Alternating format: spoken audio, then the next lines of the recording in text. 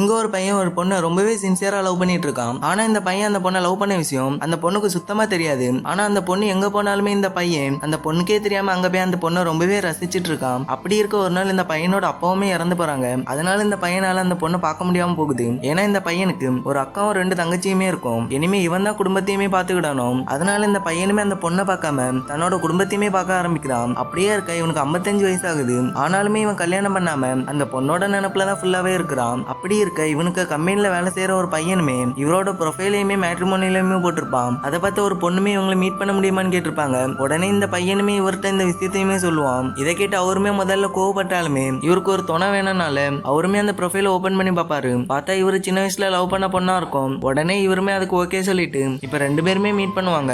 அப்ப இவருமே அந்த பொண்ணுகிட்ட பேச ஆரம்பிப்பாங்க. அப்ப இவருமே அந்த பொண்ணுகிட்ட எனக்கு ஒரு அக்கா 2 தங்கச்சி இருந்தனால அவங்களுக்கு கல்யாணம் பண்ணி வச்சுட்டு எனக்கு கல்யாணம் பண்ண முடியல அப்படின்னு உண்மையுமே சொல்லுவாரு. அதுக்கு அந்த பொண்ணுமே எனக்கு கல்யாணம் ஆன 6 மாசத்துல என்னோட கணவன் என்கிட்ட சண்டை போட்டுட்டு டைவர்ஸ்மே ஆயிட்டுன்னு சொல்லுவாங்க. இப்ப இவருமே கொஞ்சம் கூட யோசிக்காம எனக்கு உங்களை பிடிச்சிருக்குன்னே சொல்லிடுவாரு. இப்ப அவங்க 2 பேருக்குமே பிடிச்சனால இப்ப அவங்க வாழ்க்கையுமே சந்தோஷமா தொடங்குறாங்க. இருந்தாலுமே இவர் அந்த சின்ன வயசுல லவ் பண்ணதை அந்த பொண்ணுகிட்ட கடைசி வரை இவர் சொல்லல. யாராவது நம்ம சேனலுக்கு புதுசா இருந்தீங்கன்னா மறக்காம நம்ம சேனலுக்கு சப்ஸ்கிரைப் பண்ணி லைக் பண்ணுங்க.